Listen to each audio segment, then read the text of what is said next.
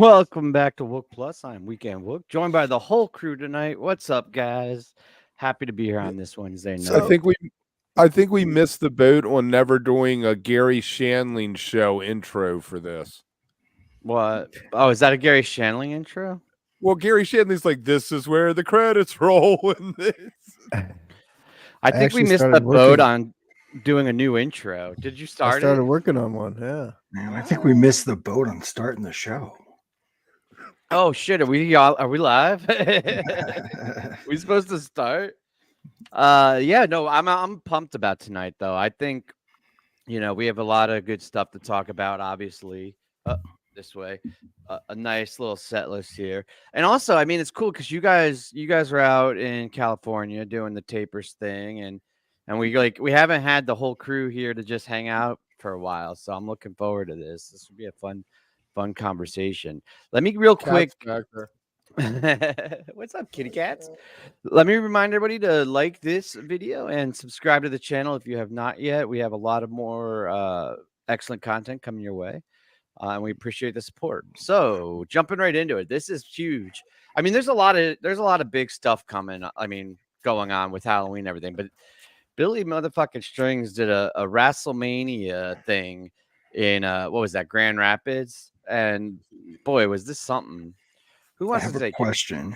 Did Okay. we spell it wrestle because we didn't know how to spell it correctly, or are No, we it's just making fun of wrestling. Kev? It's wrestling. It's Wrestling.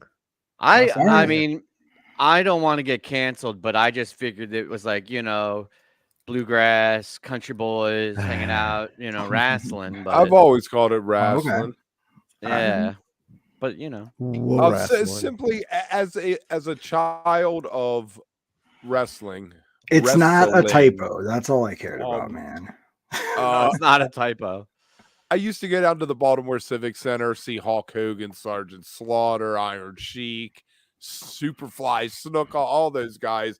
It just really, it was so cool to see that they lit into it with the intro and had like the Mean Gene guy talking and the other guy, being rude to them, and then how they introduced each of the guests and had the fiddle off and the banjo off and the fact that they had ring. the rope set up and they came out and like actually did like wrestling. Yeah. Like that was cool as hell. Like They did the it's dueling interesting though. We just banjo. talked about wrestling a couple of weeks ago on the show because O'Teal dressed up and did it. So there's a lot Which of was in jam band response to scene- Billy doing it. I feel like this all came out of that, right? Because Billy Strings dressed up like Hogan, and then O'Teal did O'Teal. Randy Savage. Yeah, and now we're yeah. back to the whole group doing wrestlers for the show, which is how fun. Like I'm glad Panic did a pretty sweet Halloween show as well, but it's good to see some of the cool Halloween sets and things that are They going on flew out there in in the music. Billy flew in Panic's drummer for this. So he must have hopped on a flight after their Halloween run over the weekend and flew right into Michigan there. Yeah, because they did added a theirs whole over nother the thing. weekend and kind of Yeah. called it an early Halloween show set and did theirs on like a 3-run A lot of Sunday. people did. So What did Right, a lot of Panic people do? did. well, it's hard when it's on a Tuesday. Like that's partly why you're not getting Phish shows probably until it's back to a Thursday or Friday night. Yeah, probably. that's absolutely next year why it'll be you're on a not getting Thursday. it. But yeah, you're not getting it in the middle of the week. That's it's tough. Wait, for so what Halloween did 'cause- Panic do though? I didn't catch that. Oh, they just did a crazy cover set and like had this whole somebody released their cue sheet thing too on Twitter, which was cool. That talked about like the music that they would play as their intro music and like the lights and where the band would be, and then like each song was they did like a bunch of Aussie covers and like Oh, I did Mr. see Black Crowley. Sabbath. Yeah, they did Yeah. Mr. Crowley for the encore. Which is cool they seeing did, Jimmy Herrings play Randy Rhodes there for a minute. Yeah. Yeah, it We was talked pretty about cool. Randy Like, Rhodes the other week. yeah, I know it's cool. So yeah, I got a lot of cool. Like it was cool to see them doing some stuff too. So but I Wasn't it think like the Billy- Wizard of Ozzy or something? It was like a mashup Yeah. of something. They did somewhere over the cool. rainbow. I Yeah, it think was the Wizard Stars of Open Ozzy, with it, like yeah. Black Sabbath then- and like Wizard of Oz and everything. Yeah, That's awesome. yeah. it I was really thought cool. I thought the Billy Strings thing was good. I didn't hear all of it, but what I listened to was really good. But they had a a drummer. Is that not? I'm not a huge Billy Strings guy. That's not normal for him, right? That's the guy from Widespread. Widespread Oh, Panic. Just saying, right. To answer your question, yes, Billy usually plays without a drummer. Right, but Bluegrass usually doesn't yeah. have percussion, right? I liked him Yeah. with the drummer. It kind of really Yeah. worked. And the electric and guitar. the electric Plugged in. guitar, yeah, which Yeah. is so fun. I mean, when you can like sort of bluegrass tub thumping, you know, and still it's kind of electric but kind of bluegrassy. That was really cool. Oh, that was I really mean, fun. if And you same can with Metallica, bluegrass too. gin and juice, you can bluegrass anything, right? Well, yeah, it just gives it that extra texture to it. It's very cool sounding. Molly Tuttle, she was like my contender for my favorite thing, but I really think Sierra Hall, when she came out dressed in the whole black leather, I mean, she went like so in with it and did would they do Rusty Cage, Voodoo Child, Rusty Cage? She was tearing that mandolin up, just electric mandolin all over the place. Yeah, I think that's it though too. Like if you're gonna do it, it's great to see go all in, right? Like everybody commit to the bit, everybody go and nail it, and they did. and Kane and Sting. And who is that? Ric Flair. That's Hulk Hogan. I saw an Undertaker in Right. there. Bill Nairshie was cowboy or hillbilly Bob Duggan or whatever his name was. Yeah. Hacksaw Jim Duggan. Yes, Hacksaw Jim Duggan. Thank you, Llama. I mean, Yeah. honestly, Billy did the white Hogan stash, like taped it on him or whatever, and it looked just like Kev. Like Kev, you could just grow the actual Hogan stash. I out. could work that. You totally could. I was looking at it, I was like, oh my god, it looks like Kev's facial hair. I found it strange though that they leaned into the whole guitar thing though, and then he kicked the guy in the nuts at the end and whacked the guitar over him and like the other day, remember the thing he was saying, my road manager's MIA because he broke my guitar, and then they fed into it the whole night. He was being an asshole to the guitar tech who was Paul Bearer. His guitar tech. Oh, was you mean the dressed up fake like part Paul of Bearer. wrestling, like the soap opera part. Yeah. Right. That's part of the fun. I love it. But they totally sold it with the whole like they went the layers deep that you needed to for that. It was fantastic. That they fully committed to the bit, like fully Yeah. committed to the bit. And I'll just say that Billy Strings is one of the greatest songwriters of our generation. The man is. Oh yeah. you What was know. the word you used in the green room? Exemplary. Exemplary, yes. Ooh la la. I will say he's one of the most boring, talented musicians I've ever seen. Like super God. talented, respect it, can't get into it. Right. He Wow. writes songs that you can listen to it and be like, did somebody write that 100 years ago, or did he write that last week? Which is brilliant. Oh Which my is what you God! want, God right? help Because us. it just sort of stands the test of time, or fits right into the test of time, I guess you could say, with it. So like it's cool. I get it, Llama. It's 2 hours, 2 full sets of bluegrass. Picking like that is a little much for me too. I've seen show him. was Like great I've 'cause seen him too. And I would give him another chance too, but plug it in. would have dude, to be I'll like a plug in. festival set, right? Yeah. Hey man, nobody's stepping up to argue with you. You notice how know. you said that, and we're all like, yeah. Yeah, I mean, it's understandable. not my favorite, but he's definitely the top of the heap with that. Right. And so if you're gonna do But it, like, don't he's you kind have of on a musicians ski. like that where like you can't deny their talent, you just can't get into it? Yeah. I mean, Billy Strings is. I mean, that's the epitome of that. Like, I don't know anyone that's like, oh, he sucks. Like everyone, like Right. there's a lot of people Goose. like, oh, he's boring or I don't like him, but I've never heard anybody say he wasn't talented. right. Right. I with the electric guitar and the drums and stuff, I saw a different side of him that was really intriguing to me. I think it even, showed him off a little bit more. Yeah, see, and that's kind of what the other side of this is, the goose cheese incident. I don't know what you guys thought about this. I watched a bit of that and it sounded like string cheese to me. It didn't sound like They came out and played string cheese songs. It was like and it Phish sounded did just like where- string cheese. There was no benefit or creativity or enhancement to it. I mean, it's cool to say that it's like a team up, I guess. And like if you're a big Goose guy, it's like, oh, cool, they played with string cheese or whatever. But So wait, did they play with string cheese or did they just cover string cheese? They did no, an- they no, played they did together. Animal, the song Animal, and then they Mhm. did one of String Cheese's songs, Turn Clouds, or something like. So Black did No they didn't Black play a Belt, whole Turn set Proud together? to They Be- just kind of played a few songs together, or Yeah, they came out for the first 2 songs of the set. So Yeah. Yeah, I mean Why were Ryan they- would go why- crazy. That's his why- thing. But why were they together? Were they Well, well, criminals, there or it were was they just- Halloween. So I mean, Oh, it's like one of those gotcha, things. Gotcha. Hey, you're a mid to upper tier champion. Hey, you're a mid to upper tier champion. We should play together. We should collaborate. You know. Well, Halloween is String Cheese's thing because the hula hoops, Gotcha. that's where Halloween started. So it's their festival. So yes, you bring out all the bands. He had Roosevelt Coolier, I think his name is Roosevelt, something guitar player, and he came out at the end of String Cheese's first set. Uh-huh. Okay. Oh no, we got a Billy Joel fan. Uh-oh. William Joel is better.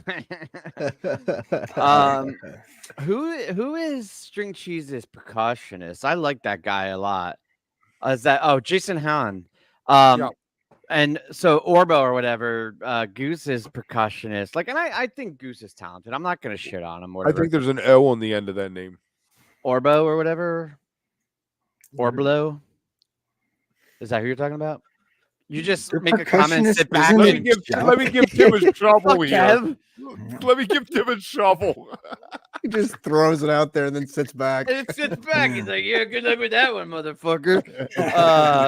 But like Jason is, in my opinion, a percussionist that adds something to the sound and mix of the band, and I think is like a very valuable part of what they are, whether you like him or not. Like he is an instrumental part of their sound, whereas the number 5 guy with Goose, Jeff. I feel like Jeff.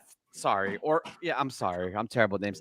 I don't know. I like the band. I just never felt like he contributed a ton to their sound. Like you watch them live and you could almost like just cut it out and it wouldn't make any difference. Yeah. True. But is there a rain stick player? Let's just let this one simmer there for a minute. It's cool. We could talk about that, SC. Why not? We Can I got take it, lots of or time. is it? Yeah. or- Please, Lum. yeah. I'd love you to take that. I think if Trey shows up, it's unannounced and it's a cameo because they don't want him to overshadow the whole purpose of the show or the other musicians, right? Like they don't want all the stuff that kind of comes with it. They want the focus to be more on James, I believe. So it's going to be very low key if Trey does participate, I think. How could he not show up? That's my Right. question. Like, why wouldn't he? He comes for I- the encore. He comes for the encore because by the time Maybe. people are I mean, but tweeting it, how couldn't he? Like, it would be weird if he didn't. I feel like. Yeah, I mean, all those people that gave him a crazy amount of shit for not paying for all of his medical bills. Can you imagine how they would react if he didn't show up to his tribute? It'd be fucking melting all over the place. The conspiracy theories. He really never liked him. I told you. Right. Yeah, but that's coming up soon. I didn't realize. What is that? That's November Monday? 6th. Friday, That- next Friday, Sunday. Is it? Sunday. that What, would be what Sunday. day is it that? Sunday? Ah! it's a week from yesterday. Tuesday, Yes. Next Tuesday. What the f- Monday. It's Monday. We will have a complete It's recap Monday. next week on what clubs We live. were all wrong.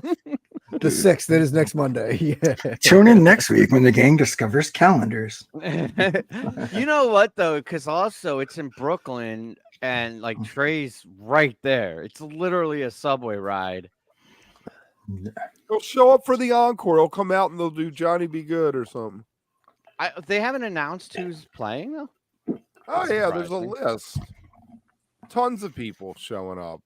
No Like Trey. I Warren, said. the other Warrens are going to be there from the band. I think Russ is going to be there, and Ray. Like I said, no. I think Trey's going to be a low key, like addition kind of cameo that they don't advertise. Oh, they won't advertise that shit. No way. Yeah. He better fucking show up though. I mean, seriously. Yeah. Maybe his I know. kid has an art show that night or something. Dude, you never speaking know. of showing up, though, man, Mhm. could you Where does this imagine transition being? go? Could you imagine being the rescue crew on that porta potty call? Llama's What's the taking the porta potty call, transitions. Llama? You were Yeah, we Llama. were supposed to say, speaking of shit. Oh, I didn't join the green room, did I? No, it's okay. What is the Amateur hour. story there, Llama, at Halloween, huh? What is the story? I just read part of it, man. You probably know more about it. Yeah. Oh, I read what I sent you, so go ahead. All right, I homeboy want was to hear you tripping. tell this story. All right, we got to be quiet so I can tell it, right? No, like I guess this guy was like they called because some guy was in distress in the porta potty. He had locked himself in. He couldn't unlock the door, and when they unlocked the door, they found him elbows holding on to the bowl, trying not to go into the. I think we got to read it, Llama. I think yeah, I think so. This post is worth reading. Do you want to read it? You want me to read it? You read it. I can't read. This is honestly the wildest story I've heard from maybe any fest. Met a guy working medical. Apparently on Friday or Saturday night, they got a call about a guy who had locked himself in a porta potty. Already weird, but when they get it unlocked, they find a dude submerged in the shit tank with his elbows up on the toilet seat. They asked him if he knew where he was, and he was like, yeah, I'm at home in my hot tub. So they pulled him out and hosed him off and then took him to the ER. Really just hope he's okay. But legit one of the craziest things I've heard. That is crazy. What festival was it? Do we even know where this was? Halloween. Yeah, it was a... Oh, it was. It was during the goose string cheese crossover. So he had his own string cheese incident. Yeah. That's what they... No. The speaking of shit was supposed to be the transition out of the hot tub to tape. Oh, man, you guys are just nailing it. Man, you fucked it all up, didn't you, Kev? Man. That's crazy, though. I mean, like, obviously you hope the guy... I mean, it sounds like he's okay and everything. Well, that's but why I think you can laugh about it, is because he wasn't like passed out or dying or whatever. He was just like, yeah, man, I'm in my hot tub. Like, it sounds like from context clues, like everything worked out. Waiting for my But lady. I want to know, like, how did he think, like, climbing into it and just, like, sitting with your arms on the seat? Could you How fit would in you that not- hole? My How question would you is, not fall through, I though? couldn't. Like, I don't know how yeah, you my wouldn't- ass couldn't. Yeah, You have I to mean, be I don't know how you skinny. just sit there, though, holding She yourself probably up, because could. you're not touching the bottom, right? Like, you're not able to touch the bottom there, so it's not like you're just standing there. You're probably, like, holding yourself. You might be able to touch the bottom. for You'll be able to arms touch the and bottom, ass. probably. Oh, yeah, yeah, the it thing can't is be only that like 2 deep. feet deep. No, it's Yeah. not that. It's got to be a little deeper than that, because when you look down on that thing, there's, like, a lot of shit in there. Like, It's Dude, like you put a the lot of uh, shit Shove a in little the bit. trunks on.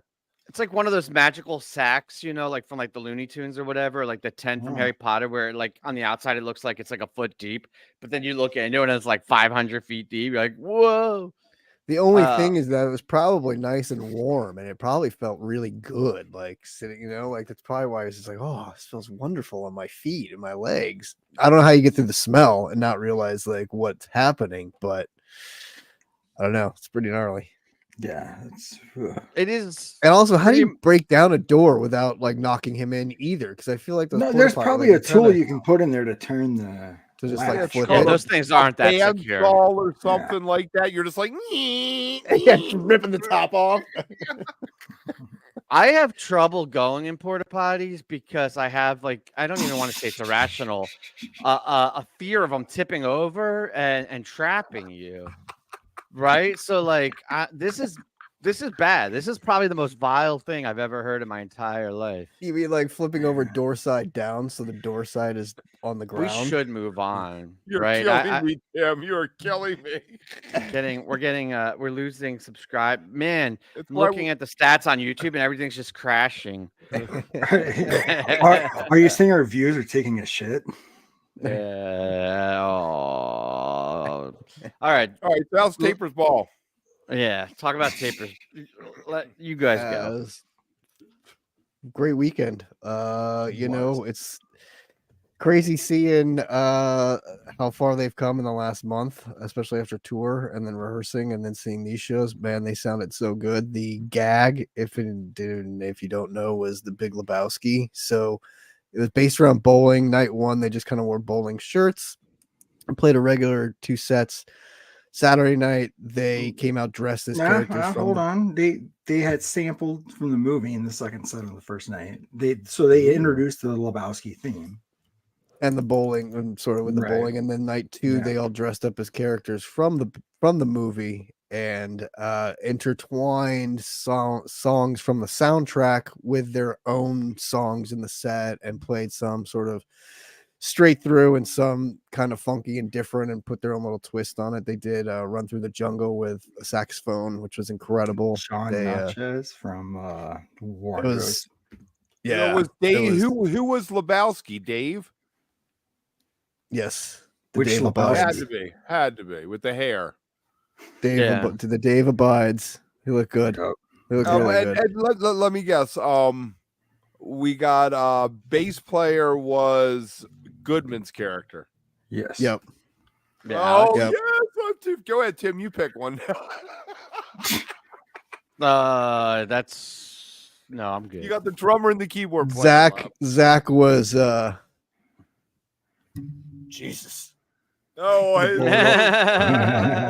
It looked great. It looked great. It was good. It was a lot of fun. They and actually this was the first time Dave Harrington sung a song. He sang the Dylan song that they covered at Woods' Fest when they had kind of everybody on stage doing it, but he sang it at the show. Was it all right? Yeah, first time he sang. Yeah, it was good. What was CT? CT was Donnie, man. Shut the fuck up. Shut the fuck up. Yeah, they look great. They looked really good. Yeah, shout out to Wharf Rat Joe for uploading night 1 to the archive. He's got night 2. He's mixing right now. It should be coming up later this week, I think. It's in the oven. It's gonna be hot. It's in the oven. It's cooking. It was a lot of fun though. A lot of fun. Gold Diggers is a very fun little bar, very small, very intimate. You're like right if you want to see the inside, if you want to see the inside of Gold Diggers, go to Bosch Legacy, the new season, I think episode 3. They have the daughter goes there and to hang out. So they show like the whole inside of the bar and the outside from the street. Really? No kidding. That's cool. Right on. Cool shit. That's very cool. I think right it's on. I'm actually going there tomorrow night to see a dead cover band that Dave's opening for. So I'm going to be down. Oh, Richard's Pictures. Yes, Richard's Pictures. Exactly. Yeah, that's the guy from Mountain Brews. That's his dead cover band. Jace. Oh, is it? Yeah. Oh, nice. Small. Yeah, I was wondering what happened to Mountain Brews. Yeah, that's those guys. Remember them? Remember them? They're fun. They're fun. So, what did you think about the new song from night 1, though? Pino Bonicelli. Yeah, I like it. I liked a lot. I liked a lot of what they did throughout all, because they changed up a lot of the songs. You know, like the way they did the Dave test and mashed it in with whatever that other Eagles. song. The Eagles, which I thought was great because you don't want to hear the Eagles, right? Like I was like, oh, how are they going to do the Eagles song? I was so glad they kind of like destroyed it by like playing another song over it, which was really cool. Right. But I liked it. I liked the new song. I loved the covers. I'm a big fan of covers and seeing how other bands do other bands' songs and stuff and what they bring to it. So I thought that was really cool. Yeah, it was a really fun Llama. It's good seeing you there. Like it was a lot of fun. Like it's always fun seeing those guys. So what samples did they use the first night, Llama? The first night was no, I think it was just this aggression can't stand, man. Like it was all dude quotes from the movie, right? Yeah. I think the only time it was like super purposeful was when it was in the Sometimes Man part of Mahi Mahi. When it was almost like Alex was talking with the dude, the way they were using the samples. Yeah. Like, you know what I really love about Taper's choice is they embrace the lo-fi aesthetic that the Velvet Underground used to embrace. Mm-hmm. And they do. And they covered the Velvet Underground last year. Yeah, the merch selling was really good. We had all sizes in stock. We got larges back in, and actually they're all going online. So there's all the merch should be online this week. If anybody wants anything. Did you grab footage? Did you get any footage? Ton of footage. We got both shows stickers locked down. Stickers. Oh yeah. Stickers were on point, man. Stickers were on point. I'm gonna grab a couple. I heard that the Dave wanted a few to take home. Yeah, Dave did want a few because we got the Dave Abide stickers made. We got the Dave Says No stickers made. Yeah. Did you do? They're Dave great, and they're Says all Yes? free. We were just giving them out for free, so it was, No, it was Dave big. Says Yes. No, Dave Says Yes. Just Dave said. Well, I'm wanted Dave Says No, so we did those. We should do Dave Says Yes in green though for the next one, and we'll do the thumb the other way, and you can have them both. Okay. Yeah. But yeah, What about stickers were Dave good, the Says merch and was then awesome. a middle finger? Mhm. And we filmed both nights. Got filmed. We had 3 cameras working, sometimes 4 working. So I'll get on those. But they're playing again on the 18th, and after that, it's going to be a little bit of a hiatus. So after the 18th, we'll start releasing all of Fall Tour and these shows and Choice Fest. So we have a little bit of Taper's Yeah, Choice. it's gonna be sweet. After the Around. 3rd vodka, the 4th camera stopped working, huh? Nope, no drinking, Kev. I was on point. I was working 2 jobs, slinging merch and filming. You're living the life, man. It's fun. That's pretty sweet. It was good. It was a good time. So in addition to yesterday being Halloween, and all the crazy shit going on with Billy Strings and everything, was also a very big anniversary. I've got 25 years now since the Velvet Underground costume set. Yeah, there's the poster right Somebody there. was there. Yeah. Set the poster out tonight. There you go. Yeah, it's kind of crazy. I don't remember what was it, on Sunday or last week. We were talking about like the most important Halloween sets, and like I was all hung up on, the modern day creativity. But you think about what that set in particular did. It's hard to not, give the credit back. What, you don't think so, Kev? I would rank that one below the Quadrophenia and the Remain in Light for importance to what the band's future looked like. Okay. I don't know. I think this Taking was nothing sort of- away from it on its own that they did it, I was like, that's a brilliant choice. Good for you guys, not going with the Zapper or the obvious, But I think it was a big. I mean, I don't know. I think I'd almost put it above Quadrophenia. I don't think I'd put it above the Heads though, because Talking Heads was such a massive undertaking. That's but gotta be I don't number know. one. but Yeah. the Who kind of taught them how to be arena rock stars. Yeah, are they arena rock stars though? Like I don't ever look at Character Phish as an Zero arena would rock like star. a word. Well, exactly. To your point, no, it would Yeah. not. Like I don't think it is. So About the the Run would one- like a word. Are there any mean, I don't know. songs? Are there any songs from that costume that you wish would come back? Because the only one that's been in heavy rotation is Rock and Roll. I guess like Cool It Down has had A few. some, and what, Sweet Jane had a couple. We love songs little about bit. prostitutes. Yeah, is there any other Heroin. ones that you would I want to would- have I come would- back? I would love to see Trey take a stab again in New Age. Yeah, I that's believe what I he was going to sang say. that, Is yeah. New Age. It's such a great song, and the way it builds For a and has ballad. that sort of. It's so good. Yeah, I would love to see them bring that one back. They don't do Lonesome Cowboy Bill anymore, really either. Like they used to do that one a Wasn't little that bit more. Fishman though? Yeah, he did that one. I'd even like a Head Held High would be cool to hear again. Just something to bust out and do it with fun. But I mean, I love Oh Sweet Nothing. I don't think that one gets played enough.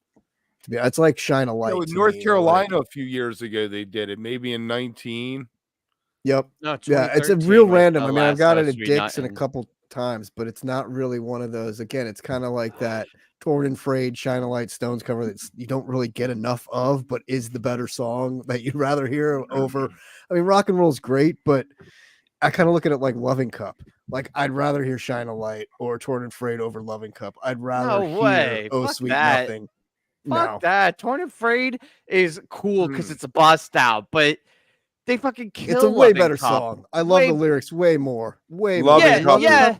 Not for Loving Phish Cup is- though. I'm not saying in like the merits of the original, but for Phish playing it, Phish Yeah. plays Loving Cup W- way when better they- than they play Torn and Frayed. Well, when No, they but- go yeah, into but I- I'm a man, when they go into I'm a man from the mountain, the first line of that, everybody's like, I'm a man, it's just- Or no, the line everybody loves is I play a bad guitar. That's the line Yeah. everyone's like, oh, Trey, play the guitar. Like to me, it's just I've seen the two best Loving Cups. I saw the first time they did it with the horns and the stones, and then I saw it when they did it to open the second set in St. Louis after they won the cup. And there'll never be a better Loving Cup than either one of those. So I'm Fine, good. I concede that. I don't And if need you it want ever to again. If you want to say they overplay it or they've done it too much or you're bored of it, fine. But to say that they play Torn and Frayed better than they play Loving Cup is just absurd. Well, I don't think you can say they play it better because they never play it. So it's not I don't going to know. be played better. They just did Torn and Frayed on the fall tour, and I was like, I could have left it. I was like, yeah, I didn't need broke it. that setup. It really broke the setup that night. It fucked the show. It should have been bad. the encore. It should have been for an encore throwaway. Hey, let's do Torn and Frayed for everyone. You know, not as bad as Albuquerque fucked things up, but I don't know.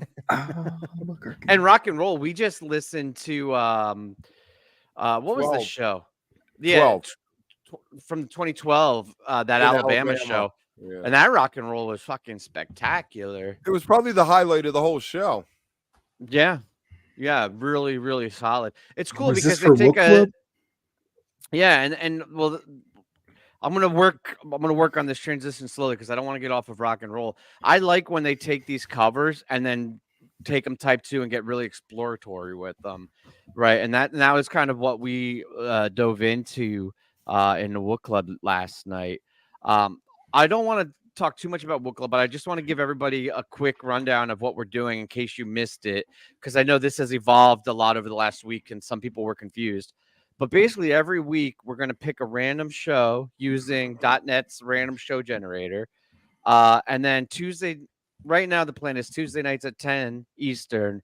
We're going to hang out with Team Chat and discuss the shows and get into it. The very first one we did on Live, if you remember. I think that was like last week or 2 weeks ago. And last night we did the second one, which was 2012. Next week, this is exciting. We're doing Tulane University, October 14th, 1994. I actually already listened to it. I'm going to listen to it again, and it's a good one. It's so much fun. So much to dig into. So much to dig into with song placements and the way the sets are built. I have so many thoughts about where Phish is right now, stemming from what they pushed. They did 144 shows that year. Thanks, Sassy. Yeah, and my hope. Go ahead. No, go ahead.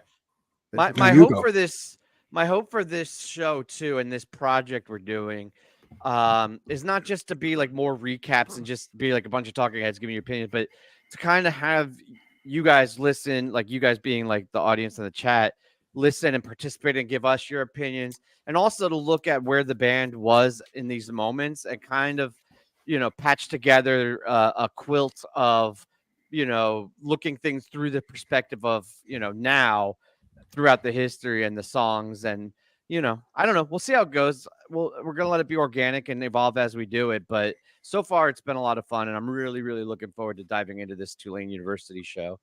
If you don't know our history, we've done a bunch of shows that don't exist anymore. So this may be one that hangs out forever. This one may not. That's not true. Yeah. Every show we've ever done has been a huge success. We've never canceled anything ever. Huge. Yeah, we have never had to cancel anything. Can we go back for a second, though? Because we sure tore through the Halloween show, and we didn't even talk about the third set. That was 3 songs. Yeah, what happened? So what did happen there? You were there close enough to see, weren't you? To me, it just looked like, Trey left his guitar with the delay loop, and it didn't look like they were done. It looked like he just kind of set it down and walked off. And I think if you still watch back on the video, Mike kind of does one of these, like, are we done? Like, did he just walk off stage? And then he kind of like turns around and puts his bass down, and they just kind of all leave. And the explanation, the closest thing you got to an explanation was the following night in Salt Lake, the next show in Salt Lake, when they did Dark Side of the Moon, and Trey does the Harpua story, and it's like Jimmy was in Vegas. He was freaking out. He just couldn't handle it. It was too crazy. And that was kind of all Trey said about it. And the rumors were that Trey was tripping too hard and like had a little too much and couldn't finish. That tracks. Was that 98? So that was what the rumors were. And then, it was a curfew thing. But they still came back and did Sleeping Monkey and a reprise to close the show afterwards. So it's like they went back stage, got their shit together, slapped him a few times, and I was like, all right, let's get back out there and finish this show. But when he walked off, it was very weird. Like it definitely, because the delay loop was just kind of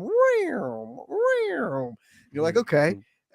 And then he leaves, and you're like, wait, that's it? Like, where are they going? What happened? So I don't know. It's still a mystery to me what happened, but it was very unique. And I think it's one of the only 3 sets they've ever played too. So, but it was 40 minutes. 3 Yeah, songs I- count. That's an Or a 3-song encore. That's a set, yeah. long encore. See Dick this year. but it had that. I mean, and it was 3 great songs, right? Wolfman's into Piper into Ghost. If you're gonna get a 3-song jam set, there you go. And then so. Anyway, I just wanted to close the loop on that because I always think it always gets overlooked on what happened with that and how they shredded so hard through that Velvet Underground set and then came out for the 3rd set and kind of played for 45 minutes, but it's a very odd ending to a show that was, as good as it was. So Were people like disappointed in the moment, or were everybody's just so high based on that 2nd set? a little from column A and a little from column B. Like, I mean, Yeah. that was one of the most fucked up I've been at a show in a long time, like Vegas and just the night before and then that night. And we were just all fucked up on shit, but I was confused as hell. Like it was sort of that, like it was one of those moments in the arena where everyone's like, what's happening? Is he okay? Like, was that supposed to happen? Like what, and you weren't really sure. And then the rumors started, like, oh no, it's all fucked up. He had to leave and blah, blah, blah. And so you never really heard until, like I said, until he did the Salt Lake show and kind of explained it in the story a little bit, but who knows? Wasn't wingsuit. Man, I was supposed to go to that Halloween, not Velvet Underground, the 13, and I missed it because of my cousin's wedding. And I was watching it, like the commercials. Where, Are like, they still married? Yeah, very happily Okay, married. well, at least they're still married. No, and I mean family's family. I wasn't, but like I was doing that thing where like you're like at the reception, but like looking at your phone because they were webcasting it. And as You soon as dodged the bullet. as soon as I saw what they were doing, I was like, "Whoo, thank God." They didn't miss That's shit. about you. Yeah. That's always a good feeling. That's when the FOMO disappears and you're like, oh, I made the right call. Like, I'm not Yeah. missing anything. Yeah. Cool. So I wanted to do this little thing.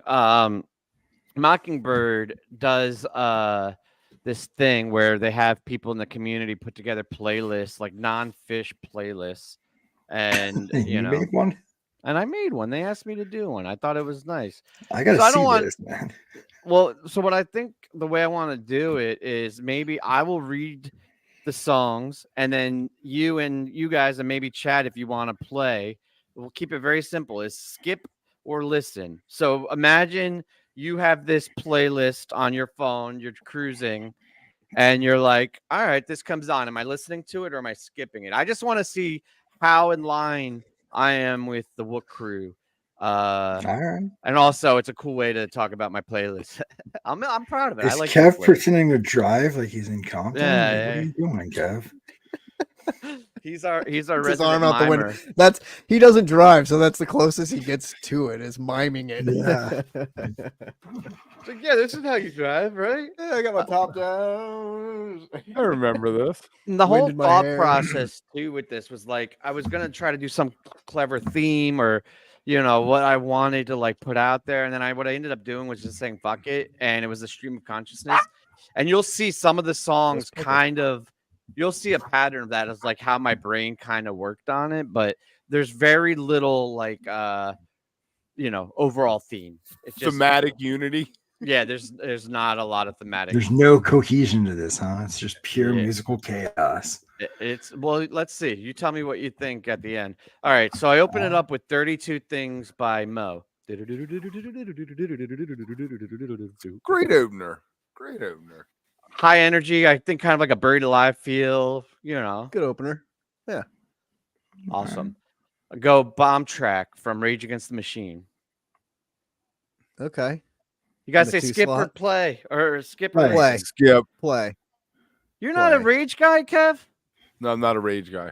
It's funny because this Bomb Track has a very similar bass line to 32 Things, so that's why I thought of it, because it's do do do do do do do do do do do do do do. So it has a very like similar theme. Spoonful by Cream. I'll play. Yeah, I'll play. Fun. I'll always play Cream. All Clapton, right, one of I'm doing Kev's good so favorites. far. Lightning Crashes from Live, or is it Live? Skip. Live. Like I can't hit that skip button fast enough, right? Like Ooh, really? This is one of I- those rare songs that I was like just a radio song that I just liked, you know. And I can't I name would another probably song by play that it. band. I would probably play it because I haven't heard it in 10 years, 15 years. It definitely grew on me. Like I hated that song for so long, and then it kind of like you don't hear it like Kev. You don't hear it for a long time, and then it comes back. You're like, oh, okay, this song's not so bad anymore. So I'd play it. I mean, it fits where I think it fits. You're saying there wasn't. It's kind of all over the place, but it's kind of a good set list you have going Well, on. it It kind of flows fits where it because is. Yeah. I Yeah. did it in order. It was stream of consciousness. Like what song reminded me of what song. Don't worry, it gets crazy from there. All right, let's pick it up. And then I did "Come As You Are," but the unplugged version from the MTV New York unplugged Mhm. session, Nirvana. play. Why? Why what? You don't. He Why doesn't did have you to pick that justify. version? Oh, why did I pick? I thought you were saying why would Llama listen? I was like, let the No. man listen to it. That special or whatever you would call was one of the first like live things that got me. Like I was pretty young at that age, and my brother was a huge Nirvana, Pearl Jam, like grunge guy, and I looked up to him, and I don't know, it just has a good feeling to it. I mean, for a while there, those MTV unplugged things were the shit. Like those things were saved MTV for like 5 years or whatever. Like it really put, you know what I mean? Like it really came back and was like, oh shit, these things are, because there's a lot of those that like really. Have you heard the Jay-Z one? I like this. Not only play but repeat that shit. Repeat? Oh, I like that too. Oh, there we go. No, I would Yeah, I like the probably keep it James though, one. Tim. I'm not a big Nirvana fan or that one, but I like how it fits in with your playlist. I think you're on a roll with like where you're at with it. I think it fits after that live song. Actually, Well, don't worry, It's man. It's good. about to all go to shit. It's gonna go off the rails. Well, I like them. Okay, so next I have "Take 5" from Dave Brubeck. If you don't know, it's an That's a jazz left song in turn. 5/4. Yeah, That is a left turn, man. Yeah, but it's after the acoustic song, so it kind of works. Like you've already and that's broken it why I down. went You're not- acoustic. Right, you're not throwing it in there on top of a lot of a song, and that song's awesome. You can never ever go wrong listening to that song. So Yeah, good one call. of my favorite. All right, we're getting weird. Grace Kelly by was it Micah? M-I-K? Mika? Micah? I do not know that Mhm. song, so I do Fucking know that awesome song, song. yeah. I can't sing it that high, but that's a song Mhm. that my wife introduced me to. She played in the car and shit, and I'd be like, damn, that slaps. I like it. And it gets, anyway, Lingus by Snarky Puppy. I don't know if you know this one or not, but Oh boy, where's Rye Storm? There's a Rye Storm special here. this is a musician's song, I think. It's a fun arrangement, lots of horns. is it an instrumental? Yeah. Okay, so it works after what came before it. And so this is What's where that next? weird What's next? Linus will and determine. Lucy. Oh, you continue with the You gotta instrumental. drop the first instrumental and just go Linus and Lucy, man. And so this literally was, I was saying Lingus and I was like Linus, and I love Linus and Lucy. It's how I think of myself at like Phish shows and stuff. It's just like Snoopy, just kind of like chilling. Surprised doing he the Snoopy didn't dance. find a song that started with "con" Oh. What? after Lingus. Oh. Why did I say what? I should have just You should have just kept going. Yep. Skip Peanuts. Damn, came to play. It's like a 2-minute song. Just be happy with it. No, that's fair. All right.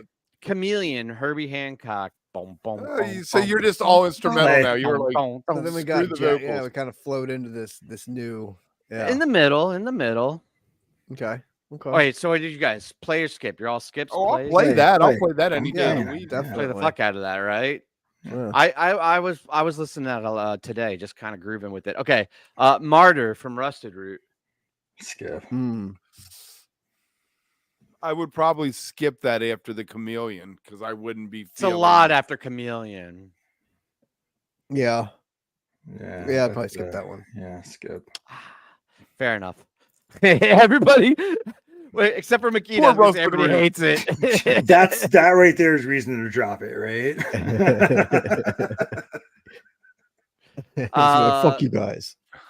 I say yes, and you guys all say no.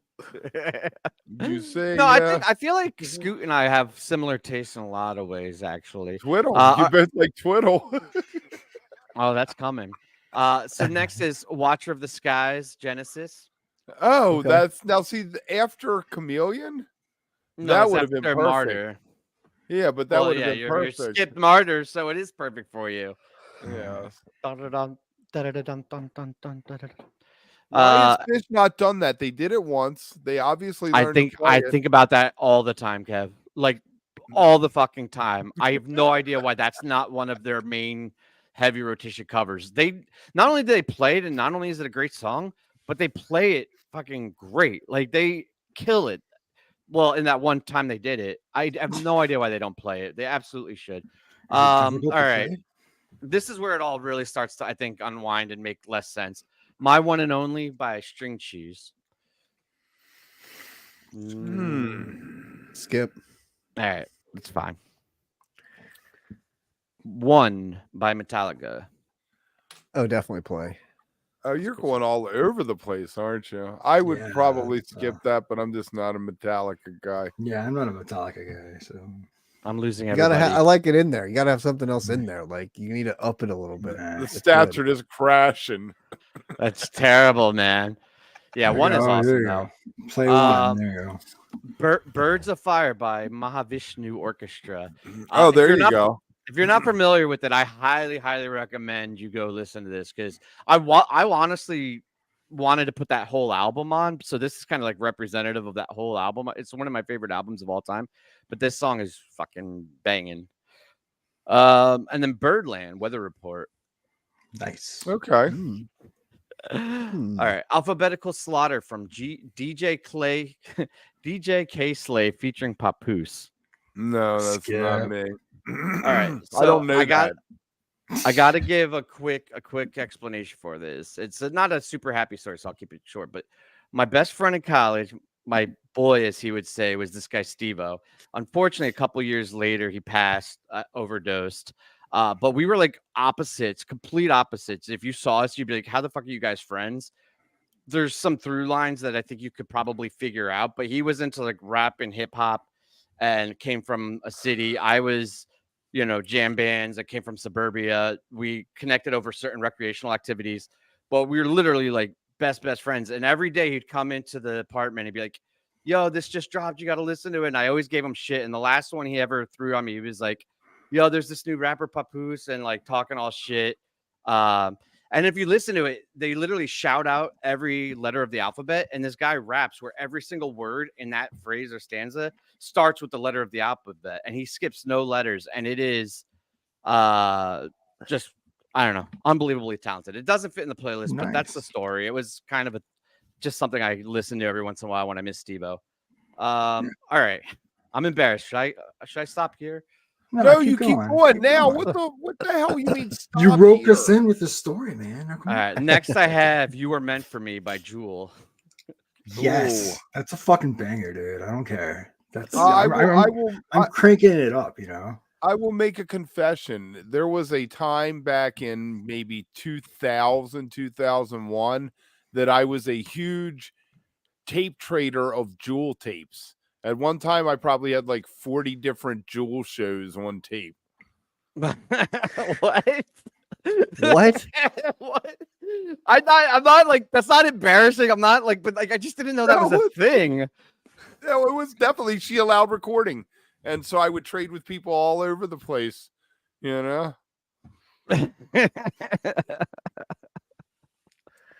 Wow. I don't know, man. Yeah. It might go back to 8th grade. It might be like a weird just nostalgic good connection. nostalgia song, yeah. This playlist is just shit that I like, and like stream of conscious, just like guilty pleasure. I don't know what the weird psyche is of it.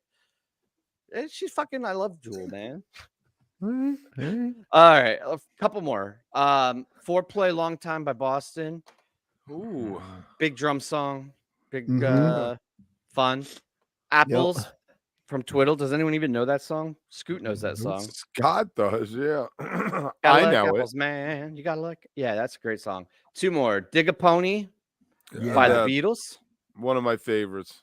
And then you close out the playlist with Once in a Lifetime by the Talking Heads. Right. All right. So what do you think? Overall, I get like you got a little 80% weak in the middle. You got weak in the middle. for you strong guys. finish. I mean, it was supposed to be my playlist. It will be better than Kevin's playlist, I guarantee. Maybe to make this fair and not super egotistical, each week when you guys can make a playlist and we could do the same exercise. No. And we could Yeah. have You the guys chat wouldn't know decide who had nothing the what- best playlist. You know nothing on my playlist. You'd be like, yeah, never heard of that. Never heard of that. Never heard of that. Yeah, I am terrible at that. I have my own niche That's things, fine, man. but We I'm get not it. good at other people's niche things. You're I'm a hip. hipster, Kev. I'm We get cool. it. I'm Yeah, hip. we get it. Do you know jam bands are hip now, Llama? Yeah, they are. They're happy. Is that a thing? I don't know.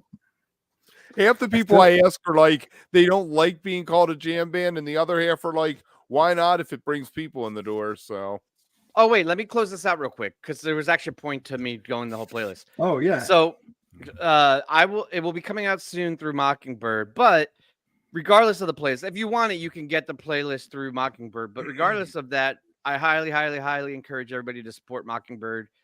Those guys are phenomenal. It's not just because it's Phish adjacent and it's like the cool thing for content creators in the scene to say, but like I really appreciate, and we all really appreciate the work they do for music education and the funds they raise. So if you are so inclined, support them however you can. some of the kindest people out amazing. there too. They're awesome. And I'm really grateful that they let me do this stupid exercise. And I'm looking forward to getting it out there and seeing all the people give me shit about it and melts and all the other nonsense. Putting it out there and getting all the shit for it. All right. Before we get into the last topic, let's open it up and say if anybody has any other questions or things they want to talk about. I think you're getting the signal. You should hang out As soon as you talk about MCU, I'm dropping, so prepare. Fuck out of Right, here. yeah, got any questions? But I'll stay for the questions, right? I'll stay for the questions. We have questions for Llama open right now. All lines are open. Yeah, hey, we should set up a voicemail service so you can call and Let leave me ask the messages. chat. Let me ask the chat a question. Should we figure out a way to call Mike's hotline live one night?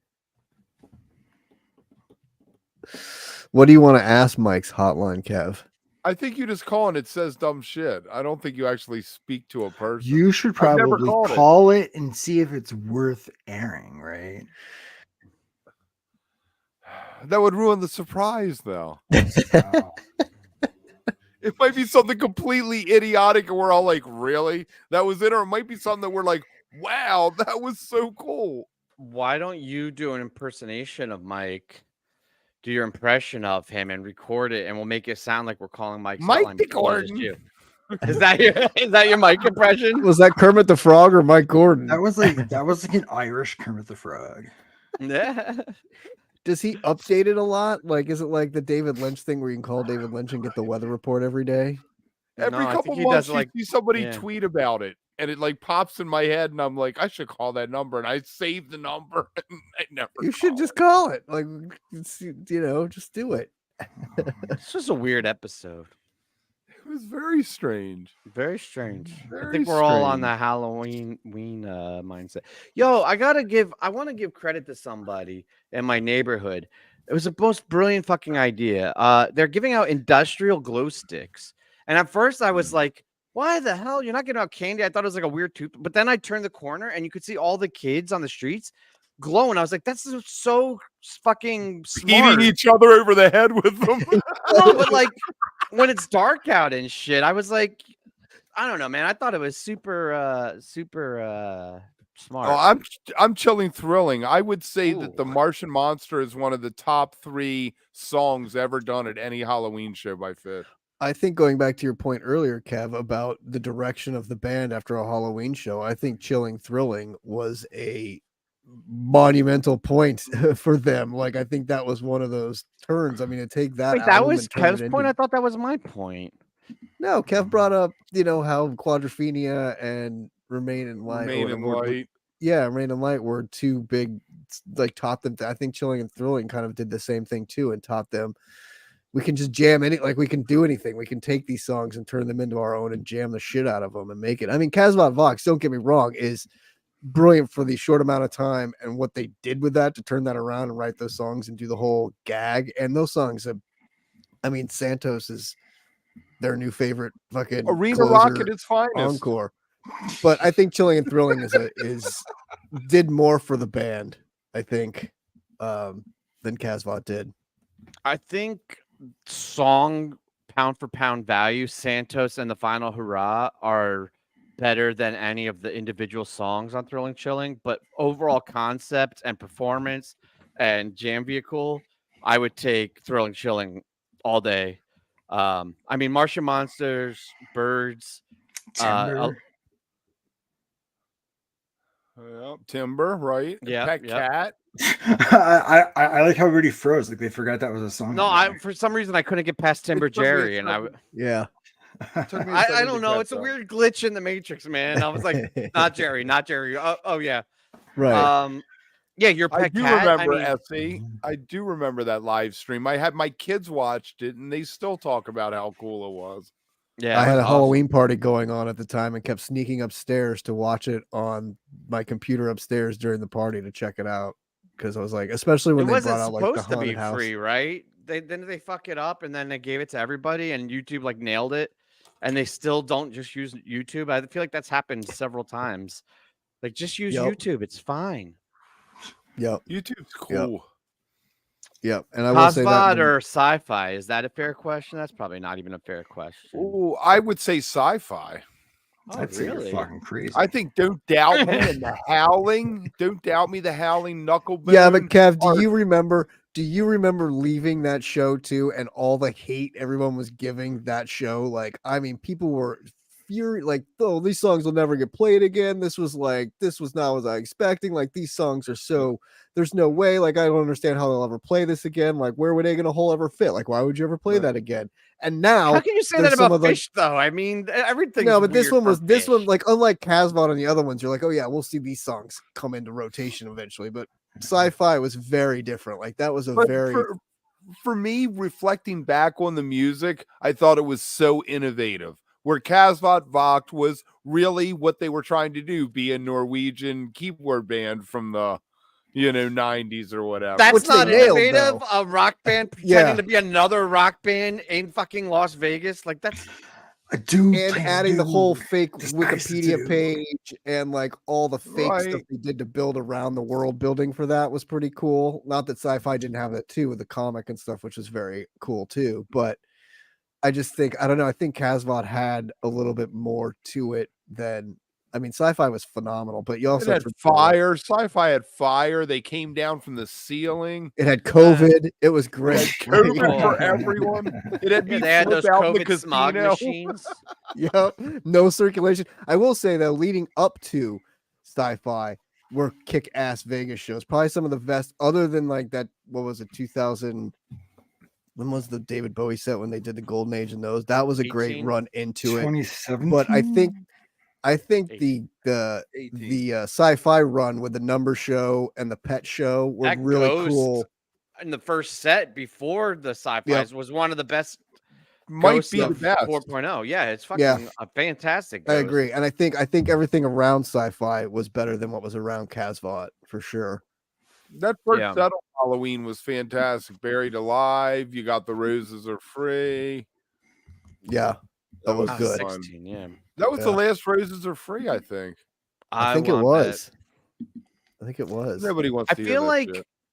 sci-fi. I can hear in you guys the same kind of thought I have. Is like you get like almost defensive for it because so many people shit on it that you want to like. I don't think it's better than Cosbot, but I do feel that urge to defend sci-fi because so many people are like, "Oh fuck that show," but like I really like those songs, so I get where you're coming from, Kev. But I don't think it was better than Cosbot. I And they feel like it released was the a album. sequel. They released the Sci-Fi album though. They never released a Cosbot Vogt album. You're wrong. Yeah. They did too, man. If you're just talking about the Spotify release, they did it with Cosbot too. Did they? Yeah, they did, man. Yeah, I think they With did. studio versions of the songs? Yeah. Did they do studio versions of them? I don't remember. Yeah, I that don't think they one did. that's on Spotify for Sci-Fi Soldiers is Well, the sci-fi they studio did. demo. Yeah. Yeah. I remember. Yeah. I don't know if I don't remember Cosmo for had Cosmo. studio or not. Yeah. But I remember thinking, Kev, at that show when they were doing it, some of that, I mean, that felt like what was cool about sci-fi was it felt like evil Fish. You know, like that Yeah. whole set felt very evil and dark Fish. So that was really cool to see a return to kind of I that dug it. I vibe. was digging Yeah. that. Yeah, and like I mean, Egg in a Hole live that first night was fucking dark, dude. Like that was Yeah. a scary little song. You're like, And what is when happening? they're up there yelling "genuine asshole," I'm just like, what is this? This is the greatest thing ever. Yep, totally. The Howling was fucking The awesome, Howling, too. yeah. Get More Which- Down. I remember really Yeah. digging that. And now look at what the Howling's become. I mean, just a Cult a classic. funky dance machine.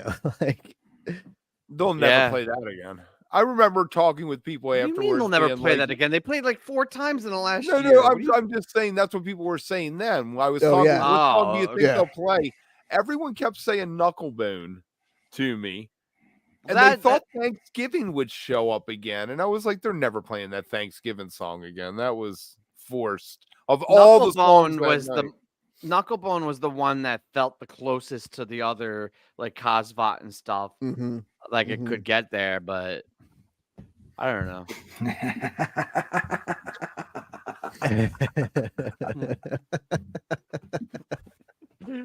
We just gotta put it at the end of every playlist and never get to it. Never Yes. gets to it.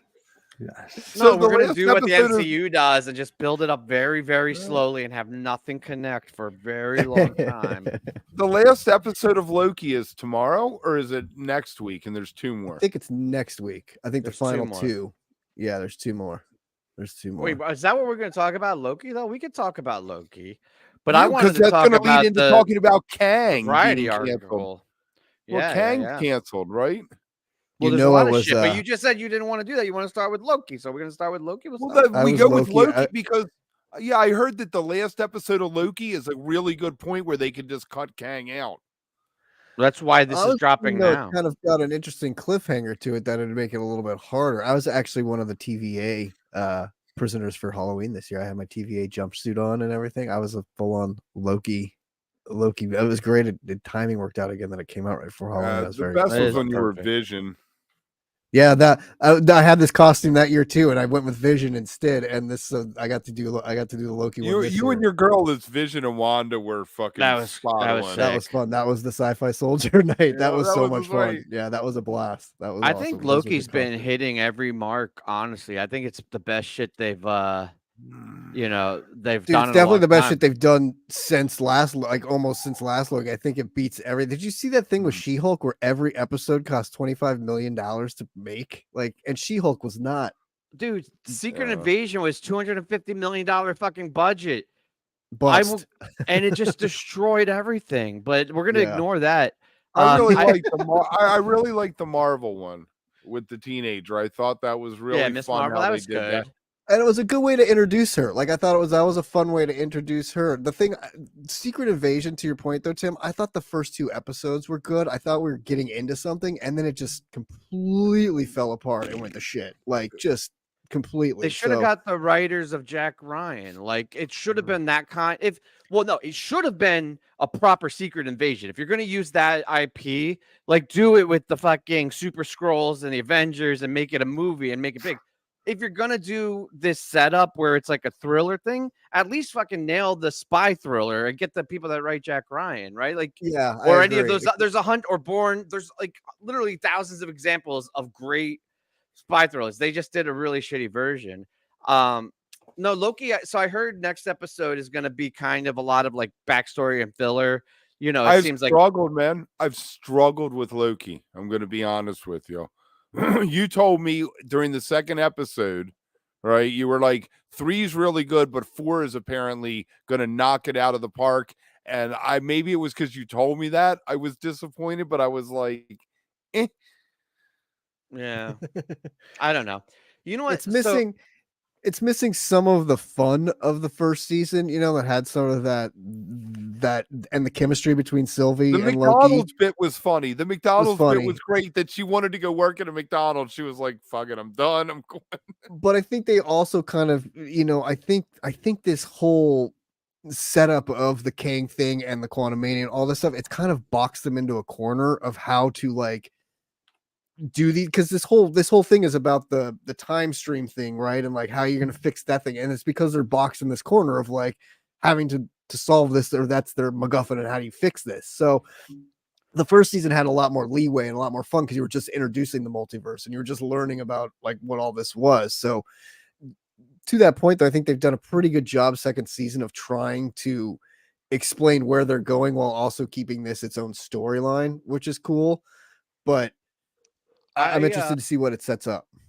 I know what's wrong with the MCU, and I'm surprised that nobody has said this yet. It's because they're combining Kang and timeline logic with Secret Wars and multiverse logic. Either one of those concepts, I think, can work.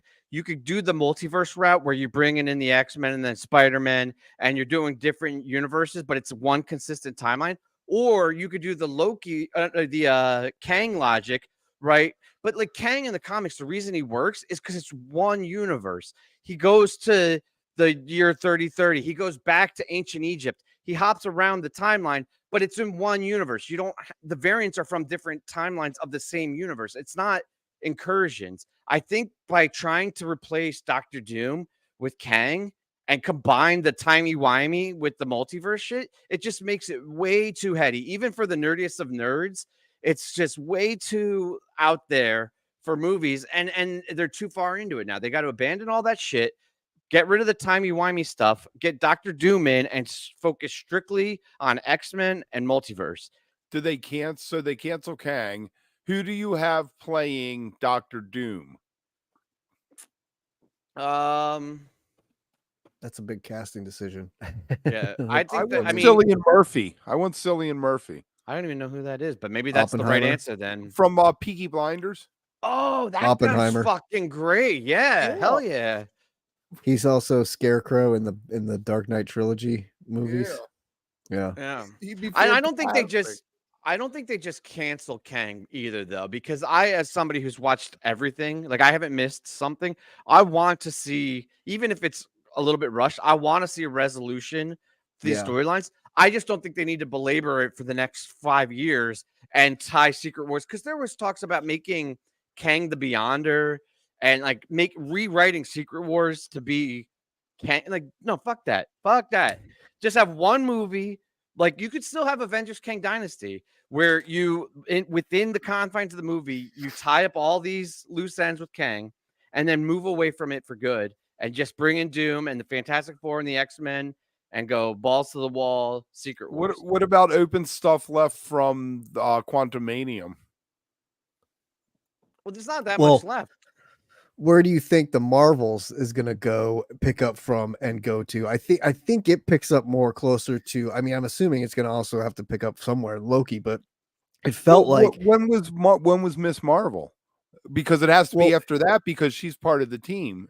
And it also feels like, though, it's after Secret Invasion. Like Secret Invasion set it up because Fury's back up in space, which is where he goes at the end of that. So I think that kind of set it up too. But I'm just interested to see what that, because honestly, in the trailers, it looks a little messy. And I'm like, what is all of this? Like, they're switching places and they're all jumping around. So I'm hoping the movie makes sense and flows into something, but they need a win. So I'm hoping it's I don't good. know. Do you want to do spoilers? Because I've heard some leaks and rumors about spoilers.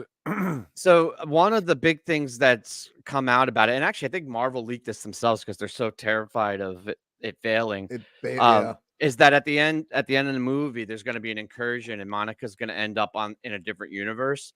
And it's going to be the X-Men universe. So I think where we end up is a huge setup for Deadpool 3. I think it's going to give us the mechanism that brings the Fox X-Men universe into it. So they're going to have Dazzler in Deadpool 3? In Deadpool 3. Kev, you are ADD as a motherfucker. Let's just go focus one thing at a time. Holy shit. Well, that was like that thing that I sent you earlier about the Marvel thing, that's Tobey Maguire's Spider-Man and Hugh Jackman's Wolverine are going to be like the two main guys going for in what was it, in Secret Wars. In Secret Wars, yeah. And not only that, though, what's his name? Wolverine, Hugh Jackman is going to stay as like an old man Logan beyond that into a soft reboot, I think. He thought he was hanging him up for good. He thought the claws were put away, and they pull him back in. Get RDJ back, give him a fuck ton of money. Could you imagine a proper MCU with Hugh And Jackman and Robert Downey Jr. like in the same MCU with new creative movies? That Do we and, get and Black a Widow fucking back killer too? Fantastic Four. If we're gonna bring back Iron Man, do we get Black Widow back too? Yeah, They said, ScarJo. I mean, they talked about rumors of doing a whole Avengers, not reboot, but like another movie with the original cast and bringing her back. And I don't know about the original Captain America with Chris Evans, but definitely RDJ. They Can we about bring bringing back. Iron Man back as part of that Secret Wars when Battle World where he's like Doom's right hand man? No, it was Doctor Strange. Doctor Doctor there Strange was and Sergeant. there's one Battle World, the Battle World comic series from 2014. Yeah, or I know what it 15. is, but Yeah. Doctor Strange is Doctor Doom's right hand man in that. It's all right. Did you see too that apparently they did say, according to that MCU book that just came out, that Wanda is officially dead? Like the thing collapsed on her, was Darkhold or whatever, collapsed down on her, and like she's officially gone. Which kind of, it was kind of a shitty ending to that to that There's storyline. no But way, to your though. point, Tim, She'll real come quick, back. She has to come back. I feel like a buddy movie with RDJ and Hugh Jackman together, just those two, I would go see in a second. Like that, Fuck like yeah. those two guys doing a movie together would just be phenomenally funny and incredible. The So scene with Wanda and the mom jeans destroying everything is just one of the greatest scenes ever in all of the MCU. That movie got unfair hate. So, like, did. I kind of see. I liked Quantumania. Like, I enjoyed it, but I get why people hated on it, right? And like She-Hulk, I didn't hate it for the same toxic reasons that some people hated it, but I get why people hated it. I felt like Multiverse of Madness, that was a little bit of. I like that movie. I think there was a lot there to like. yeah, One of I the agree. few I thought I've it was watched. fun. One of the few I've watched more than 2 times. Yeah, And that one did a good job of, setting up the multiverse, doing the multiverse thing. I thought, you know what I mean? Like that was before we got and they into should have all of just this. stuck on that Right, road exactly. and not have And gotten still- off of it. Exactly. Until we got in all this mess now with everything. Like it just really, I don't know. But I enjoyed that movie. I thought that was good. I hope we get a third Doctor Strange movie because I like those. Those are fun. What we're doing right now, by the way, is you ever hear Trey talk about the long jam where the idea was they were just going to keep playing until everybody left? Like, that's what we're going to do. We're just going to keep talking about the MCU until all the people are gone. I think this is the solution. Deadpool breaks the fourth wall, right? They already kind of hinted at it with She-Hulk. In the post-credit scene for Deadpool 3, have Ryan Reynolds break the fourth wall, come out into like the catalog of the MCU and literally start pruning shit off and be like, Secret Invasion, boop, gone. She-Hulk, boop, gone. And just fucking cut out things. And you literally can canonize, fix the canon within the canon. Like, that's the beauty of having a character that can break the fourth wall.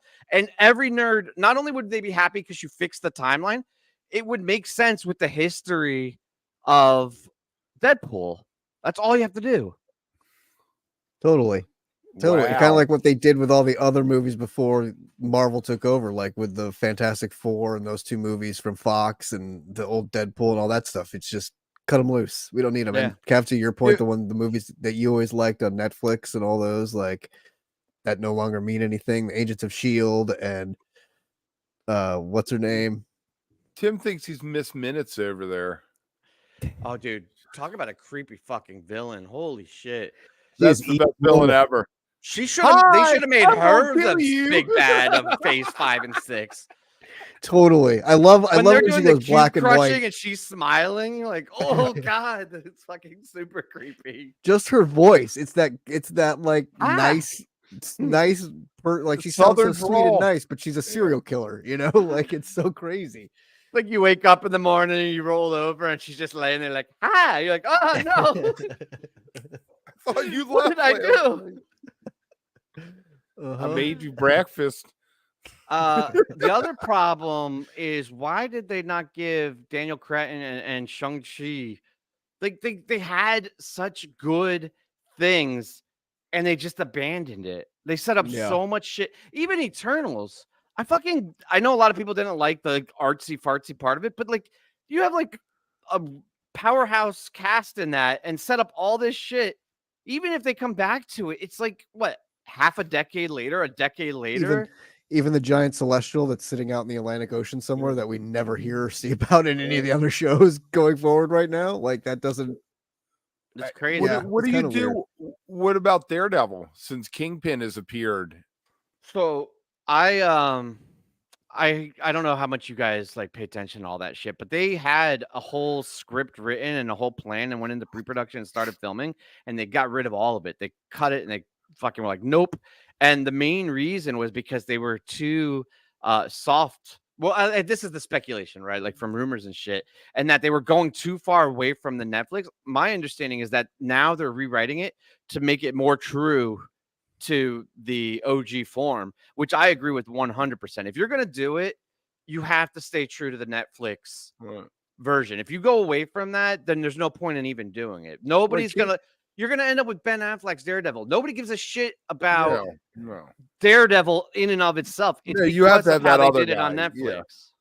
Yeah. So do you, what was that? Which one was it that had Kingpin at the end? The Hawkeye. Yeah. So that was cool. With What was Echo. the girl's name? What was Echo. Echo. She's going to have her own show apparently, which they've put back now, which was supposed to be moving into production, but they've really backburnered that one now too because they're not quite sure what they're going to do with it. Because again, they've got two. There's two, and again, also with the streamers losing money and the strikes and all that stuff, they've had to like really rein back in a lot of what which is a good thing. That they this lost is a billions. They lost billions trying to save a couple $100 million. Yeah. Well, it's a good thing. Echo, they were going to release it all at once to try to like hide the hurt. And that was as of a couple weeks ago. But now with today's Variety article and everything, I wouldn't be surprised if they just start taking tax losses on his shit and just cutting shit altogether. I know like Wonder Man got cut, which is kind of a shame. I always liked that book. I thought that would have been a cool show. But I feel like Echoes might get cut. What was the other one with Ironheart? I think might get cut. A lot of shit. And you know what? I don't know that it would be a bad thing. The only one I'm sad about is I was really looking forward to Midnight Suns having like Blade and Jason Ghost Rider and Kit Harington. What was his Black Knight? Like I felt like that would have been a really cool fucking avenue to go down, and it's kind of shame that But then they went and they opened up the monster thing. So you're expecting Blade now because they did the werewolf. Right, that's what I mean. I love that horror, like Midnight Suns, like what do you call it, the mystical or whatever end of the MC or of Marvel. I love that stuff, but too much shit, man. And who knows if they're ever going to do anything with those? Because when I went to that screening and Michael talked about that movie, he even mentioned like who knows if they're going to go into that monster zone. Like this was really meant to be kind of a one-off show and just kind of his fun thing to do and direct it and get it out there. Not thinking that there would be anything following it up or anything in that universe, which is weird because I mean that was same with Moon Knight. Like Moon Knight, I don't know about disappointment. I was so Marvel excited about that. Marvel had the whole horror thing. They had the Dracula, they had the werewolf. Yeah. So who knows if they'll ever where they're gonna go. Kev's losing steam. Can you see how you can see him like? No, I'm just starting to deflate. He's like he was all fired up before. I really loved Wesley Snipes' treatment of Blade, but I think that trying to having it inside the current MCU would be cool. But like Tim said, how many branches can we shove into this 1 pound bag? Plus Ryan Reynolds was just in pick Blade them and do them too, one at a time. You don't need to do them all at the same time. Which is You know what though? I think when people say that like MCU is dead or like comic book fatigue, that's bullshit. There's been comic book movies for 40 years now, 50 years now. There's still literally hundreds and hundreds, thousands of stories out there that are tried and true and could be done well. They just need to do a soft reboot or cut their losses, close this chapter, move forward. I'm thinking like fucking Galactus and Silver Surfer. If they did that Yeah. right, like the way they did Thanos, that would be a monster hit. Or any of the X-Men shit, the potential that they have there. Like there's I think a bright future still ahead. They just need to kind of figure out how to navigate through this. Is shit. there a bright future ahead for DC? There could have been if they made a strong hard reboot. They don't like MCU. I'm like, do a soft reboot. As soon as they decided they were hiring James Gunn, they should have canceled all their movies. Didn't release shit for 5 years. Not even Shazam. Not even that Shazam. Not Shazam. No, not none the of it. Flash, not Because it's Aquaman. confusing as shit now. Like you don't know what's what, and he's even saying like most of it's not going to count, but maybe so. It's so confusing. Like they have fucked that up so bad. And I will say this too: that last Guardians of the Galaxy movie that he did, I was not a huge fan of. Like that one was not. Yeah, but I think that's because of the pet and animal thing more than like and I'm not saying True. that I'm not judging Yeah, you for it it, but like stemmed I know a from lot the- of people that had a hard time stomaching it. The well, that, but Christmas just the special was- storyline. I mean, just kind of what he did with. I mean, those first two movies were so fun and so good, and so like you built this thing, and then even the Christmas one was, you know, who they were. This one just felt so like he was trying to make it the Forced. end. Later, you know what I I mean? see. Like Yeah. it was trying to be like, this is the last one. I don't want anybody else doing anything with Yeah, Guardians. Black, You know what I Adam, mean? Like, Black Adam was absurd, but watch Oh, it God. because it has the dude from Leverage, who I really like, is Falcon with the wings, and Man. Hardison See, from T, Leverage. I don't want to argue or disagree, but I felt like the High Evolutionary was the level of badass that I wanted Kang to be. Like, I just thought he was a believable, like, despicable bad guy. Like, with the whole New Earth, like, burning down and shit and killing, like it or not, I felt like Gunn got an emotion that I was expecting to get out of Kang. Kang was like, oh, whatever, you know, I don't but give a shit. my only argument with that is like to just put him in one movie and confine him from here to here, and that's his story arc was weak because he's so Yeah. powerful, he's so big. He could have been in the background of something or like grown into something and then had him there. But like to just confine him in one movie and have it the way it was, it just felt so. The I don't know, a Avengers lot. had a great storyline with the High Evolutionary. At one point, they Yeah. had like the 6-part series, and everybody's single books connected to it, feeding into it. It's weird because it's almost like they've done too much, but also in some cases not enough, right? Like Secret Invasion was not big enough, did not do enough. The High Evolutionary, like, I don't know, man. Some weird ass choices they made. Yeah. Especially after, I mean, it's hard. You know, we talked about that before. How do you keep like 10 years or 11 of fantastic movies and blockbusters and everything kind of fitting together and working right?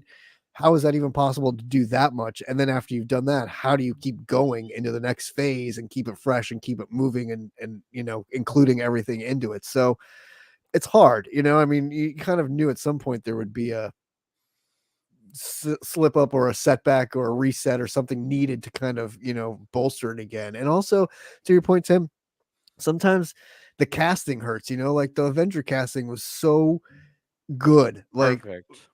so good with who they put in those roles and Well, how except they for Ed Norton, but they fixed that one pretty But quick. they fixed And that I one, like yeah. him. I like him as an actor. I just didn't like him as Bruce Banner. no. And Ruffalo was so much better at it. He kind of Oh, brought Ruffalo is fantastic. that other element And also to Don it, which, Cheadle. That I liked that fix too. I Yeah. think that was a good. oh yeah, choice. that was. But see, all those moves they made back then worked and like made sense and fit perfectly. And now it's kind of it Can doesn't you feel the same. recast? It would be real easy to recast Kang. It should be. It should be, but I don't think they will. Or it might be difficult.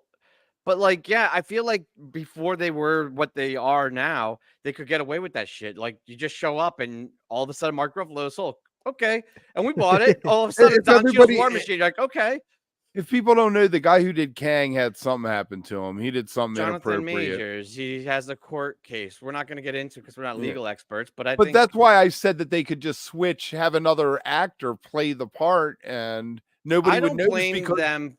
I don't blame them for waiting until the court case though, because I think too often in the past, the court of popular opinion, public opinion has circumvented or gone ahead of the actual court, and I think you're innocent until proven guilty. But he wasn't killing it to begin with. Never No, mind and that- that.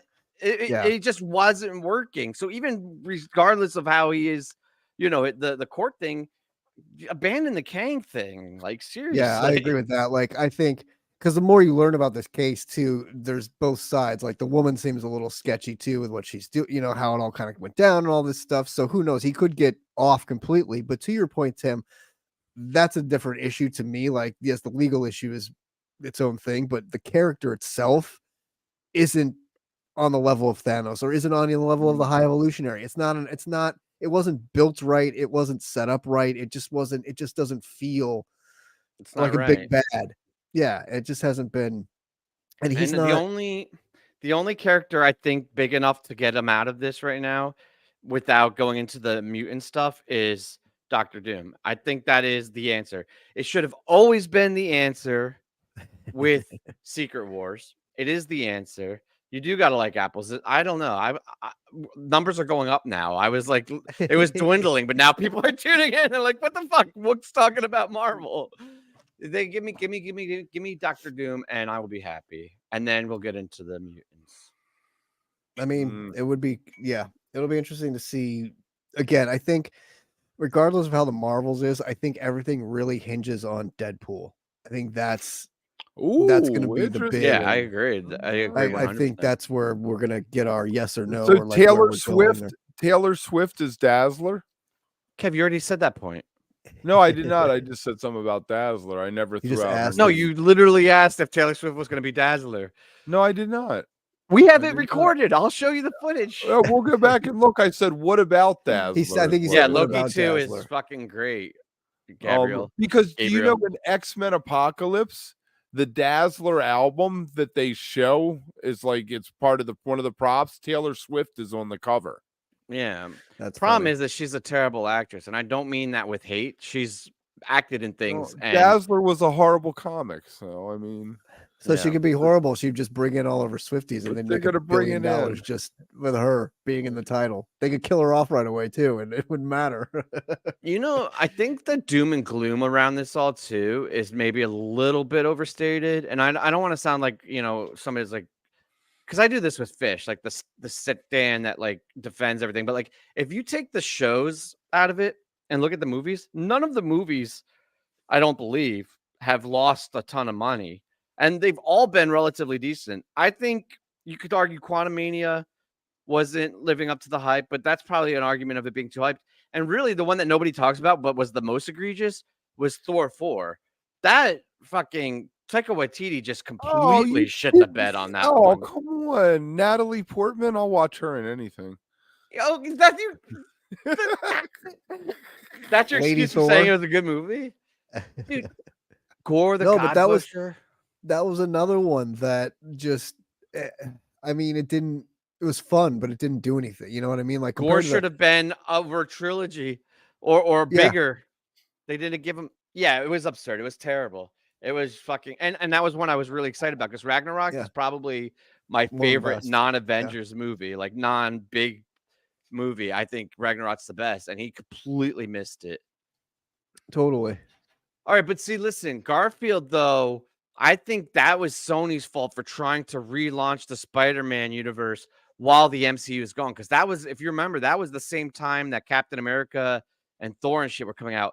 The redemption arc for Garfield in No Way Home when he caught MJ was the best moment of that movie. Like I was literally like in tears because if you watch Amazing Spider-Man and MJ, or no, it's not, Gwen dies. Like, yeah, it's like, man, I'm a big Garfield fan. I hope. Yeah, I agree. Back. I thought he got done wrong though with kind of both dirty. The scripts, like the way the movies were done, the storylines, and all of that. Like were just not good at that time. Miles Morales does need to make a big appearance in the MCU. I like the new cartoon, the Spider-Man cartoon. Yeah, they're awesome. The Spider-Verse ones. Yeah, that was neat. And apparently the new video game on PS5 or whatever is supposed to be pretty PS9. PS9. I was like, thought I was gonna say 3, but I think it's 5 now. I don't even know. But yeah. I have a Wii. In a box nice somewhere. Wii bowling. I love Wii bowling. I've been playing Mario Wonder on Switch. Fucking addicting as all shit. If anything, I would buy a Nintendo, the one that you had to put the gray one. Switch. No, the gray one. Oh, the the old one, NES. Yeah, so I would buy one of them if I bought a video game thing and get some old cartridges and just work it and remember being 12. And then you'd look at the back of your TV and only see HDMI inputs and be like, fuck, now what do I do? Now I got to buy a converter to plug these into to plug into an HDMI. Kev, you know you could get an emulator and just play all that shit on your computer pretty easily. Oh, yeah. No, I don't want to do that because I do it all the time. I got more important stuff I should be doing than playing Yard for We're going from MCU into video games. It is a time suck. I got to tell you, I started playing Starfield, and it's not a great game. It's actually really janky and pretty bad, but it Can't sucks stop. so much time. Yeah. Yeah. I'm like, I need to go edit Taper's Choice videos, but instead I'm going to play Xbox for 5 hours. Tim used to play Civilization. I used to play Yeah. that. One morning, my wife came down and found me with my head on the keyboard. I'd Yeah. fallen asleep playing the damn game. And But she you was like, built a "It's either me or spaceship the and- game." Oh yeah, And I'm not married. I'm no longer Civ married. is the best. Civ Early in is the best. pandemic, when we all first were remote or whatever, Chad and I were both playing at the same time, and he texted me at 4 a.m. and be like, "Civ," and you're just like CIV, and I'd be like, "Yep." And we were we were so addicted to that game. He used to have to do that crazy thing to switch walls on his computer or something. He'd be like, "Yeah, Yeah. give me an hour. I was playing this game. I got to switch the computer over." He used to have the jankiest setup, but then he left, and now you have it.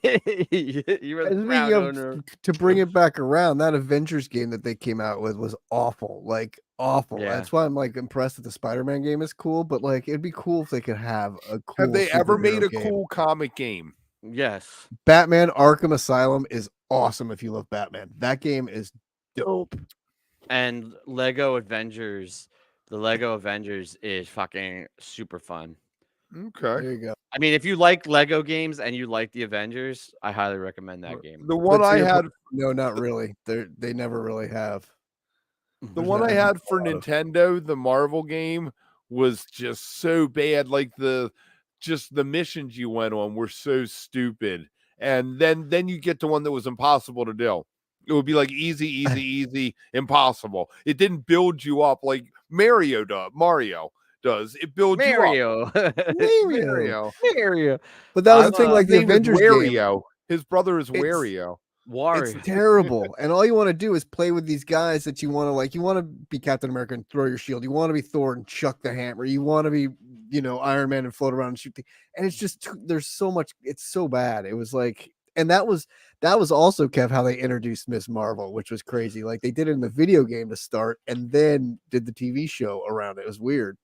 Do you want to bring it back to Phish for a strong close, or do we want to Yeah, go for the long gig? Close it with Phish. I do think Phish will do another Halloween show, but not unless it runs a Thursday to Sunday. Yeah, exactly. I think that's the only reason they didn't do it is because the You Tuesday is can't do a it on hard day. Tuesday is rough. And I mean, I think if it was back in early 2000s or the 90s, it wouldn't matter because, when you're a band like that, you're like, oh, we'll play in the middle of the week. It doesn't matter. But I think where they are now, it needs to be the weekend type thing. And it's not a big enough holiday like New Year's or something where you can get away with messing it all up. having it in the middle of the week or something. So I do think they'll do another Halloween show. I don't know what that'll look like. I don't know what they would do for a Halloween show because it seems like they're not doing covers anymore. It seems like they're I think they'll mix them in though, because they mixed Bowie in the middle of that after Throwing Chilling and before Cosvat. But it's I'm been changing my Cosmo- position. I'm changing my position. They will not do another Halloween show. No, Changing my position. if I don't think it's shows worth up on it a for 'em anymore. Saturday. They're not gonna play. You are all now guaranteed to get another Halloween show. That Right Kevin there, just you said go. That. Next year they threw in, a festival. I just like I said, a year ago, they're on a 5-year plan. By the time we hit 2026, 2027, it will not be what it is now. You will not you've get been tours playing video anymore. games and have Tipper's Choice and aren't super motivated, but I want to team up with you and go back and edit all the stupid shit Kev said that was almost instantaneously wrong. There's No gonna be 20-minute 20-minute jams. They're never gonna play. They're a only doing festival. micro jams. From here Yeah. on out, microjams, no festivals. They'll never play this song again. We just I have to know. make a short of just him saying this silly ass shit. So I'm like confidently too. I'm like a reverse oracle. If I say something, the opposite happens. So you want me to keep saying this stuff? Trust me, you want this. That's right. That's right. Yeah. All right, guys. All right. This was fun. Sunday morning at 10 o'clock Eastern, we're going to have a Sunday live stream. Tuesday night at 10, we will be discussing the Tulane University show. Next Wednesday, we'll be back with Liv. And keep an eye out because we're going to be sprinkling in a flavor of Wook content throughout. This was fun. Go man. to our I had a lot of fun. socials. Go to our socials to find the show if you Don't want to. And forget. maybe we'll recap this week's Loki next week as well. Dude, we should bring back what was it called? Comic Panels Wooks. and frames. Panels and frames. Panels and That's frames. Right. Yes. Yo, I'm gonna put a poll out on our account and ask if anyone wants us to bring it back. If we get more You're than gonna like call 4 Harley people- up? You gonna call Har back Yeah, up? fuck yeah. Yeah, if she can do it. Captain. She was great. I loved having her on there. All right, It's good night, fun. guys. All right, guys.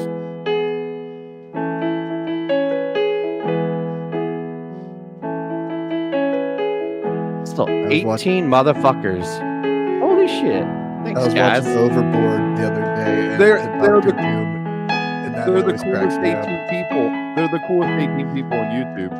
Hold on, Kev. He was talking about Overboard. Yeah, you know the little kids, they love Dr. Doom and that. They're like, Dr. Doom. And it just totally made me think of AMC watching. I was like, they do need Dr. Doom to come in. Fucking love Dr. Doom. He's great. As long as it's not Julian McMahon from the other ones. I want Kev to play Dr. Doom. I Be a would good love